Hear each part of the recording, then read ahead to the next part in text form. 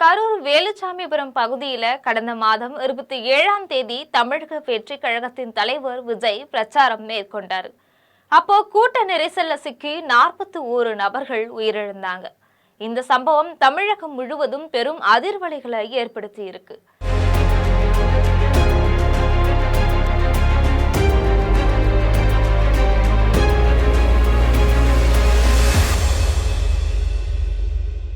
இதன் தொடர்ச்சியா உயிரிழந்தவங்களோட குடும்பத்தினருக்கு நிவாரண தொகையா 20 லட்சம் ரூபாய் அவங்கவங்க வங்கி கணக்குல வரவு வைக்கப்பட்டுச்சு.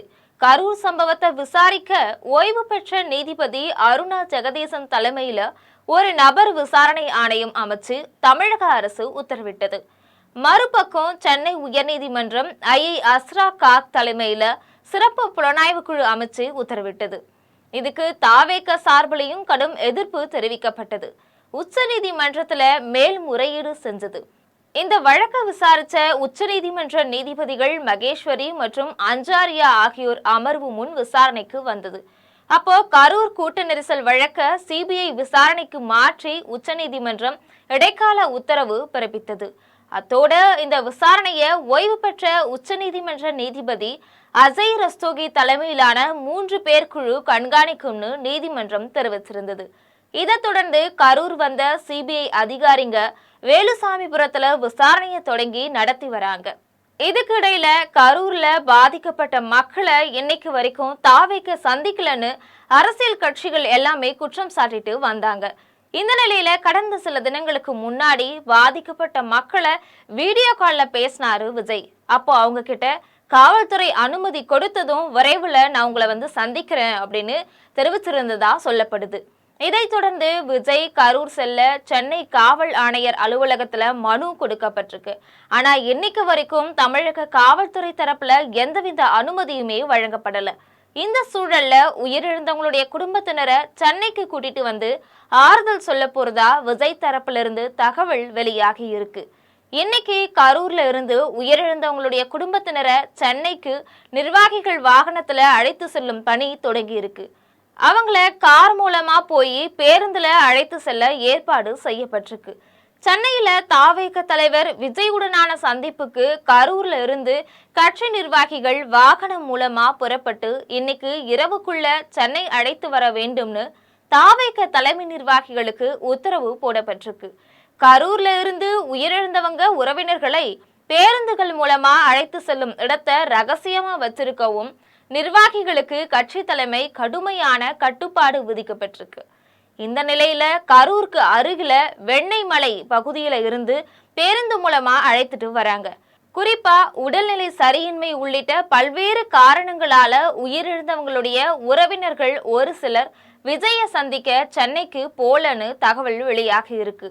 இதுக்கிடையில செத்துப்போன குடும்பத்தை பனையூருக்கு வரவச்சு சந்திப்பு குறித்து கருத்து தெரிவித்துள்ள நாம் தமிழர் கட்சியோட தலைவர் சீமான் இறந்து போனவங்க குடும்பத்தினர் அனைவரையும் பனையூருக்கு வான்னு சொல்றாரு. அப்படின்னா தேர்தல் நேரத்துல அனைத்து ஓட்டு பெட்டிகளையும் பனையூர்ல வைன்னு சொல்வாரான்னு கேள்வி எழுப்பியிருக்கிறாரு. பண்ணையார் கூட பஞ்சாயத்துக்கு வருவார், ஆனா பனையூர் பஞ்சாயத்து என் வீட்டுல தான், ஆலமரத்துக்கு வரமாட்டேன்னு இருக்கிறாரு.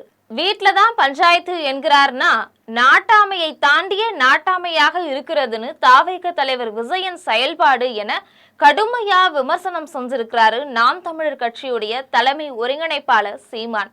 விஜயுடைய இந்த செயலும் விமர்சனங்களை எதிர்கொண்டு வருது. உறவுகளை இழந்து நிற்கும் குடும்பத்தினரை நேரில் சென்று சந்திக்க முடியாத நிலையில விஜய் இருக்கிறாரு. இவர் எப்படி ஓட்டு கேட்டு வெளியே வருவார், வெற்றி பெற்றா எப்படி மக்களை சந்திப்பார்னு பலரும் பலவிதமா கேள்வி எழுப்பிட்டு வராங்க. இது மட்டும் இல்லாம பனையூர் பண்ணையார் இறங்கி வரவே மாட்டார்னு சிலர் விமர்சிச்சுட்டும் வராங்க. இதுக்கிடையில தான் நேற்று பசும்பொன் முத்துராமலிங்க தேவர் ஜெயந்தி விழாவை ஒட்டி சென்னையில அவரது புகழுரை பொதுக்கூட்டம் நாம் தமிழர் கட்சி சார்பில் ஏற்பாடு செய்யப்பட்டிருந்தது. இந்த கூட்டத்துல கட்சியோட தலைமை ஒருங்கிணைப்பாளர் சீமான் பேசினார். அப்போ தாவேக தலைவர் விஜய சீமான் கடுமையா விமர்சனம் செஞ்சிருக்கிறாரு. ஆலமரத்துக்கே வரமாட்டேன், வீட்டுலதான் பஞ்சாயத்து. நாட்டாமையே தாண்டிய நாட்டாமையா இருக்குது. எந்த பக்கம் காசை வாங்கி எங்கிட்டு வைக்கிறது தெரியாத ஒரு குழப்பத்துல அண்ணன் இருக்கேன். இப்போ பிஜேபி எதிர்த்தேன். நான் கிறிஸ்தவ கைக்குலி, இஸ்லாமிய கைக்குலி. 2 பேரும் சல்லிக்காசு கூட கொடுக்கல. ஒத்த ஓட்டு கூட போடாத, ஒத்த ஓட்டு கூட போடாம மொத்த ஓட்டையும் திமுக போட்டு என் கையில திருவிட கொடுத்தான். நான் தெருவோடு தீரேன். விளங்குதா? அது ஒரு கூலி. திமுகவை எதிர்த்தான். இந்த இயக்கம் தோற்றுவிக்கப்பட்டதை அவங்கள தொலைக்கத்தான். உனக்கு புரியுதுன்னு நினைக்கிறேன். அப்ப அவன் என்ன பண்ணா, திமுகவை எதிர்க்கும் போது RSS பிஜேபி கைக்கூலி பி டீம் கூலி வாங்கி வாங்கி இந்த கை கிடந்துருச்சுடா. இவன் கூலி இவனும் கொடுக்கல. இப்போ விஜய் அவர்களை எதிர்க்கல. எதிர்க்கிறதுனா என்னன்னே தெரியல அவங்களுக்கு. நாங்க சில கேள்விகளை முன் வச்சோம். அம்பிடுதான் தட்சாலி வரானார் சில கேள்விகளை முன் வச்சான். அதுக்கு பதில் திறந்தா சொல்லணும், என்ன போகணும். எங்களை விமர்சிக்கிற, எங்களை எதிர்க்கிற அவ்வளவு பெரிய ஆள் கிடையாது. ஒண்ணு, நான் பகிரங்கமாக என் தாத்தன் மேல சத்தியமிட்டு சொல்றேன், என்னை எதிர்ப்பவன் எல்லாம் என் எதிரி கிடையாது. நான் யாரை எதிர்க்கிறனோ அவன் தான் என் எதிரி. எனக்கு நண்பனா இருக்க உனக்கு ஒரு தகுதியும் தேவையில்லை. ஆனால் எதிரியாக இருக்க உனக்கு நிறைய தகுதிகளை வளர்த்துக்கிட்டு வரணும்.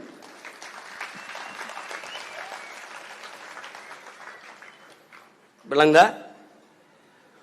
நீ வேலுநாச்சியார படமா வச்சுட்டா மறவர் எல்லாம் தென் மாவட்டத்தில் முக்குளத்தோரெல்லாம் ஓட்டு போடுவான்னு ஒருத்தன் சொல்லி வச்சா இல்ல, சொல்லி வச்சான்ல, அவன் கேளு என்னங்க இந்த பேச்சு பேசுறாருன்னு. அவன் அம்பேத்கரை போட்டா தாழ்த்தப்பட்ட எல்லாரும் ஓட்டு போட்டுவான்னு நினைக்கிறேன். அவனுக்கு அப்ப எங்க இருக்கான் என் பாட்டேன் அயோத்திதாசனும் ரெட்டமலையும் MC ராஜாவும். அவன் ரத்தத்துல நான் இருக்கேன். நான் ஒரு கோட்டை போட போறேன்டா, ஒரு கோட்டை, அதுக்கு மேல ஓவர் கோட்டு. நாங்க அந்த அம்பேத்கர் இருந்து கோட்டை வாங்கல, கோட்பாட்டை வாங்கிட்டோம். இங்க கோட்டை யாருது? என் தாத்தா ரெட்டமலையோடது ஒரு கோட்டு. அது என்னன்னு அந்த கோட்டுக்கு மேல ஒரு கோட்டு, அது இன்னொரு தாத்தா MC ராஜாவோட கோட்டு. புரியுதா? அதுல இதை நல்லா கவனிச்சுக்கணும். இவன் எப்படி கற்பிப்பான்னா, இப்ப அவர்கிட்ட கேள்வி கேட்டின்னு வச்சுக்க, என்னையா அப்படி தப்பா சொல்றீங்களா, இது எப்படி இப்படி சொல்லிட்டீல, இப்படி பேசிட்டீல, ஒரு கேள்வியை உங்களுக்கு நீங்க தெளிவுபடுத்திக்கிறீங்க. மதச்சார்பற்ற சமூக நீதிங்கிற கோட்பாட்டை தம்பி முன்வைக்கிறது. இப்ப மதச்சார்புள்ள சமூக நீதி என்ற ஒன்று இங்க உண்டா? வகுப்புவாரி பிரதிநிதித்துவம் சமூக நீதி என்பது எந்த சாதியின் அடிப்படையில் எனக்கு கல்வி, வேலை வாய்ப்பு, அரசியல் அதிகாரத்தை மறுத்தாயோ அதன் அடிப்படையில் எனக்கு தா என்று போராடி பெற்ற உரிமை வகுப்புவாரி பிரதிநிதித்துவம் சமூக நீதி. விளங்கிருச்சுல? இங்க மதம் எங்க இருந்து வருது? மதச்சார்பற்ற சமூக நீதி என்றால் கிறிஸ்தவ இஸ்லாமியனுக்கு இடஒதுக்கீடு இதுல இருக்கா இல்லையா? இந்து நாங்க நாடார், தேவர், கோனார், செட்டியார், முதலியார், இந்த உடையார், முத்தரையர், படையாச்சி, கவுண்டர் எல்லாரும் இருக்கான், இந்துல இருக்கான். எங்களுக்கு இருக்கா இல்லையா? அப்ப அடிப்படையே தப்பா இருக்கு. இது கேள்வி. ஒரு வாத்தியாரு கேள்வி கேட்டா, சார் என்ன சார் நீங்க என்ன விமர்சிக்கிறீங்க? ஐயோ, கேள்வி கேட்டா பதில் சொல்லியா? இந்த களத்துக்கு வந்தா கேள்வி. இப்ப என்னை விடு, 15 வருஷமா இந்த அயோக்கிய பயலுக வாடகை வாய்கள் எல்லாம் நான் என்ன பண்ணிட்டேன்னு எல்லாரும் திட்டிட்டு இருக்கேன். நீ மண்ணெளி வித்தனா, மலையை குவாரின்னு வெட்டினா, இல்ல ஊழல் லஞ்சத்தை பல லட்சம் கோடி வாங்கினா, இல்ல 4000 கோடி போட்டு மழை நீர் வெளிந்தோட காதா வெட்டுன்னு வாய்க்கில போட்டனா, என்னடா அயோக்கிய பிள்ளை என்ன ஏண்டா திட்டுற என்ன? அப்பதான் உன் வட்டியில சோறு விழும். பத்தியா, என்னை பேசித்தாண்டா பிச்சை எடுத்து சாப்பிட்டு இருக்க பரதேசி. இத புரிஞ்சுக்க. நீ நான் வெல்லாமலே பல குடும்பங்களை உங்களை வாழ வச்சுக்கிட்டு இருக்கா. நீ மானஸ்தண்டா, நல்ல ஆத்தாளுக்கு அப்பனுக்கும் பிறந்த மானஸ்தண்டா, தன்மாடம் மிக்க தமிழ் மண்ணில் பிறந்த நீ ஒரு ரத்தத்துல பிறந்திருந்த. என் பேரை உச்சரிக்காம வலைவலி நடத்துறா பா. டேய்,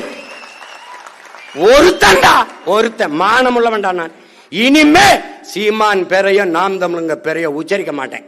அதுல இருந்து வர்ற ஒத்த பைசா எனக்கு வேணா, என் நெத்தியில செத்து போனா கூட வைக்க கூடாதா ஒத்த போட்டு சொல்றான். நல்ல ஆத்தாளுக்கு பிறந்த பிச்சைக்கார பயல. அவர் ஏன் மஞ்ச பணியம் போட்டாப்ல, அவர் ஏன் கருப்பு இது போட்டாப்ல, இன்னைக்கு எங்க காலையில் அவர் இடியப்பம் சாப்பிட்டாப்ல. டேய் என்னங்க, அவர் போற போது அவர் பாட்டுக்கு இப்படி கை காட்டிட்டு போறாப்ல. டேய், நானே ஒரு டைரக்டரா, எனக்கு ஏன்டா 20 பேருக்கு வந்து டைரக்ஷன் பண்றீங்க? இந்த உலகத்திலே என்னை ஒருத்தன் இயக்க முடியும்னா ஒரே ஒருத்தன் தாண்டா, அது என் உயிர் தலைவன் மட்டும் தாண்டா. அவனுடைய தத்துவம் மட்டும்தான் என்னை வழிநடத்தும். பல்லாயிரக்கணக்கான ஆண்டுகள் வாழ்ந்த எமது முன்னவர்கள் கனவுதான் என்னை வழிநடத்தும். என் கால்கள் வழிநடத்தி நடக்கிற மகன் அல்ல, என் கனவு வழிநடத்தி நடக்கிற மகன் நான். அதனால்தான் அடுத்தவன் கால்களை நம்பி என் பயணம் இருக்கக்கூடாது என்று உறுதியாக இருக்கிறேன். நான் திருப்பத்தூர் போவோம் என்றால் அவன் திருப்பதி போய் விடுவான். அதனால்தான் என் பயணம் என் கால்களை நம்பி. அதனால்தான் என் பிள்ளைகளிடத்தில் சொல்கிறேன், உங்கள் கால்களை உறுதியாக்குங்கள். ஏன்? நமக்கு இலக்கை குறித்தாய்விட்டது, பயணம் தொடங்கி ஆகிவிட்டது, தூரம் சற்று அதிகமாக இருக்கிறது. கால்களை உறுதி செய்யுங்கள் என்று சொல்வதற்கு காரணம் அதுதான். இவரை எதிர்த்துட்டா திமுக கைக்கூலி, திமுக பி டீம், திமுக காசு கொடுக்குது. இந்த அயோக்கிய பயில எவனாவது உண்மையிலே நேரம் இருந்தா இவன் பேசி எனக்கு காசு வாங்கி கொடு. அலுவலகத்தில் 2 சிஸ்டம் வாங்கி போட காசு இல்லாம கஷ்டப்பட்டுக்கிட்டு இருக்கேன். வாணி பிக்காலி ஏண்டா என்னை எதிர்க்கிற நீங்க எல்லாம் எவன்டா போயிட்டு வாங்கிட்டு பேசிட்டு இருக்கிறீங்க? டேய், எவன்டா காசு வாங்கி போயிட்டு இருக்க பைத்தியக்காரப்பல? கேட்கிற கேள்விக்கு பதில் சொல்ற. நான் கேள்வி எழுப்புற கேள்வியில் நானும் என் பிள்ளைகளும் முன்வைக்கிற தர்க்கத்தில் கேள்விகளில் நியாயம் இருக்கல, அதை மட்டும் சொல்லு, அதை மட்டும் சொல்லு. செத்து போன குடும்பத்தெல்லாம் பணையூருக்கு வா, அப்ப தேர்தலை எல்லாம் ஓட்டு போட்டு இங்க வை, இங்க வந்து போடுன்னு சொல்வியா? என்னது இது? பண்ணையார் கூட பஞ்சாயத்துக்கு வருவார், பனையூர் பஞ்சாயத்து என் வீட்டுல தான். ஆலமரத்துக்கே வரமாட்டேன், ஆலமரத்துக்கே வரமாட்டேன், வீட்டுலதான் பஞ்சாயத்து. நாட்டாமையை தாண்டிய நாட்டாமையா இருக்குது. என்ன பண்ண சொல்ற? இப்ப இங்க வா, இங்க வாடா, தாத்தா எனக்கு சொன்னதுக்கு வாடா. பாரு, கருணையற்ற ஆட்சி கடிகு ஒழிக, கருணை இல்லாத ஆட்சி கடிகு ஒழிக. நேர்மறையாக சிந்தித்த வள்ளலார் மகானும் தெய்வ திருமகனும் இந்த இடத்தில் சொல்றத பாரு, கடிகு ஒழிக என்று. அது அந்த கெடு சொன்னது இந்த ஒரு இடத்துல தான்டா. கருணையற்ற ஆட்சி கடிகு ஒழிக, விரைந்து அழிகங்கிறார். எதை? இந்த ஆட்சியை தாண்டா, இந்த திராவிட திருவாள ஆட்சியை தான். கொஞ்ச நேரம் இரு, முக்கியமான செய்தி இருக்கு. வழக்கு போட்டா என் மேலதான் போடுவான், நீ போயிடாத இரு. என் மேல போடுவான், எங்க அண்ணன் மேல போடுவான். என் கூட்டத்தை நீ தானே ஏற்பாடு பண்ணேன்னு. டே, வழக்கு இல்லைனால் விடியாது கிழக்கு. 200க்கு மேல போயிட்டா ஒரு 300 அடிச்சிருவோம்டா. தேர்தலுக்கு முன்னாடி 300 அடிச்சிருவோம்டா. 250 இருக்குமா? 250 இன்னொரு 50 போட்டு இறங்கிறேன்டா. 300 என்ன ஒரே நின்று நான் ஸ்டாப்ல அடிக்கிறாப்லையா? அப்படி